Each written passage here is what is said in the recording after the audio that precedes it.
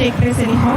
So there they are, the first of the four runners taking off. Bangladesh with Jahan Aruna, Sri Lanka through Vijayatung, India through Sangli Sachin, and the Maldives with Faiz Hawa Muzin on the back straight. Cool calculated, the first of the Indian runners, Sachin Sangli S. They are. This is going to be the crucial phase, because if the Indians do manage to get that lead of about 5 or 6 meters, which isn't there right now, the lead is just about 2 odd meters. But the Sri Lankans looking good as well. This crowd out here cheering the two, India and Sri Lanka, because very strong support staff for the Sri Lankans. But that lead for the Indian second runner, Swarnlata Tina Kanishta, is perhaps, oh, look at that beaten exchange, could have been a little more faster out there. They lost a few precious seconds. The Sri Lankan girl is looking strong out there. It's now left to Tina Kanishta.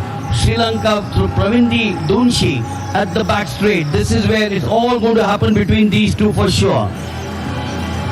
Yes, Indians need just a meter or 2 meters odd gap.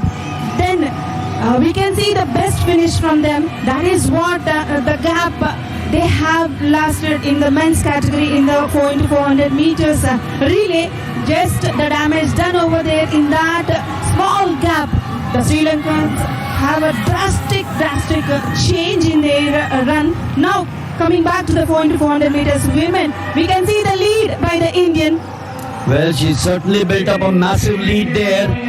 If the Indians don't win from here on, they've got to blame themselves. Now we got the third of the runner. She's looking good.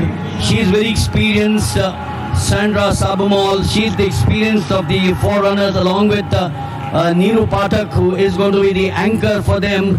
A brilliant start there by the first two, and it's making the job for Sandra Sabumol that much more easier. She perhaps can look over her shoulders and say that I'm in command now, my team is in command, and those strides, I'm sure, are going to stand her in good stead as she comes to the far back after the 200 meters, now coming into the home straight at the start of the 100 meters. From there on, she'll hand it over to number 4.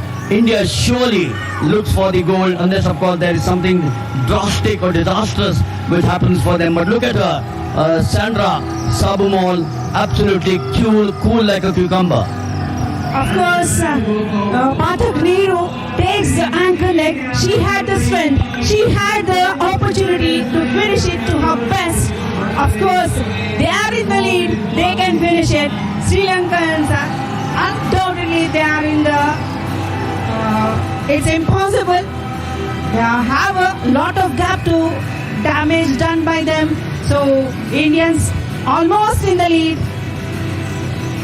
So yes, at the final 200 meters, it's now taking away the meet record for the women is for the women in the 4x400 meters. The women is 3 minutes 43.31. Are they going to better it into the last 20 odd meters? The record surely not being broken.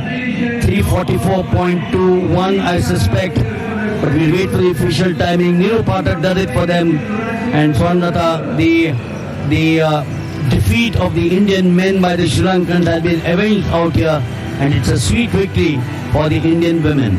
They have taken the revenge. Of course, men in the slight variation in the second lap, they have lead with the Sri Lankans. The gap could not be overtaken by them. Of course, the women had taken the revenge of that defeat in the 4 into 400 meters women finals. Here comes the timings. The Indian team clocking at 3 minutes 44.35 seconds, taking the gold, and Sri Lanka at 3 minutes 49.99 seconds. Bangladesh taking the bronze at 3 minutes 57.37 seconds.